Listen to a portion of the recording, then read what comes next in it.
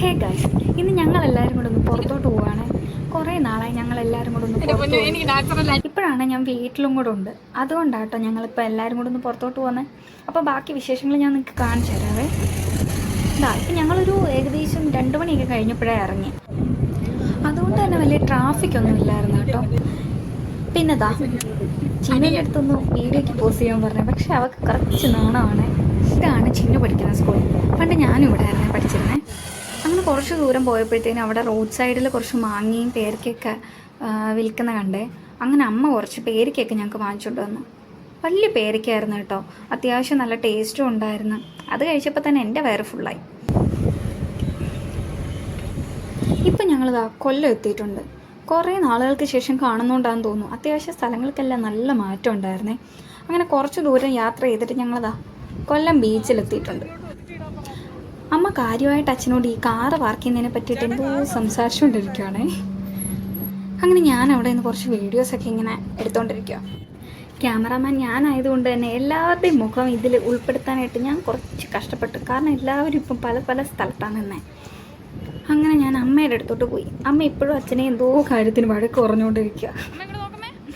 സത്യത്തിൽ രണ്ടുപേരുടെ ഈ വഴക്ക് കേൾക്കാനും നല്ല രസമാണ്.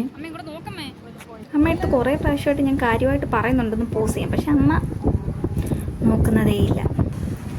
അങ്ങനെ എന്തായാലും ഞാൻ എൻ്റെ കുറച്ച് വീഡിയോസ് എടുക്കാമെന്ന് പറഞ്ഞു. ചിന്നുവിനെ കൊണ്ട് ക്യാമറയും പിടിപ്പിച്ച് അങ്ങനെ ഞാൻ എൻ്റെ വീഡിയോസ് എടുത്തുകൊണ്ടിരിക്കുക.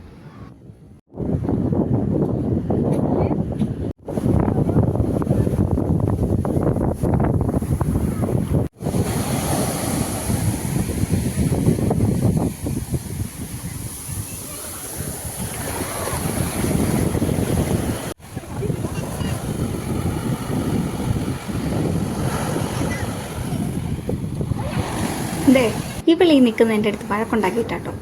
ഇടയ്ക്കിടയ്ക്ക് വഴക്കുണ്ടാക്കാറുണ്ട്, ഞാൻ ഒന്നും മൈൻഡ് ചെയ്യാറില്ല. അങ്ങനെ കുറേ നേരത്തെ പരിശ്രമത്തിന് ശേഷം എല്ലാവരും ഒന്ന് ക്യാമറയുടെ മുന്നിൽ കിട്ടിയിട്ടുണ്ട്. അതിനിടയ്ക്ക് അച്ഛനാണെങ്കിൽ ചിന്നുവിൻ്റെ കുറച്ച് വീഡിയോസ് എടുക്കുന്ന തിരക്കിലാണ്. അതുകൊണ്ട് തന്നെ അച്ഛൻ വലുതായിട്ടൊന്നും മൈൻഡ് ചെയ്തില്ല. പിന്നെ ഞാൻ നേരെ ചിന്നുവിൻ്റെ അടുത്ത്.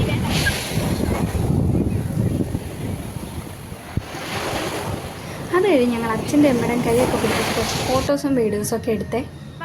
നമ്മൾ മാത്രം ഫോട്ടോസൊക്കെ എടുത്താൽ പോരല്ലോ, ഇവർക്കും വേണ്ടേ. എപ്പോഴെങ്കിലും ഫോൺ എടുത്ത് നോക്കുമ്പോൾ ഇതൊക്കെ കണ്ട് സന്തോഷിക്കാനുള്ളൊരു വകയാണല്ലോ. ഇപ്പം ഏകദേശം നല്ല സന്ധ്യയായിട്ടുണ്ട്.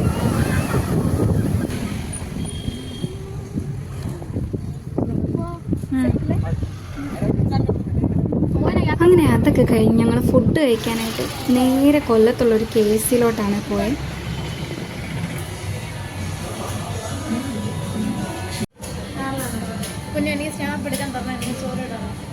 അങ്ങനെ ഫുഡൊക്കെ കഴിച്ചാൽ ഞങ്ങൾ നേരെ വീട്ടിലോട്ട് പോയി.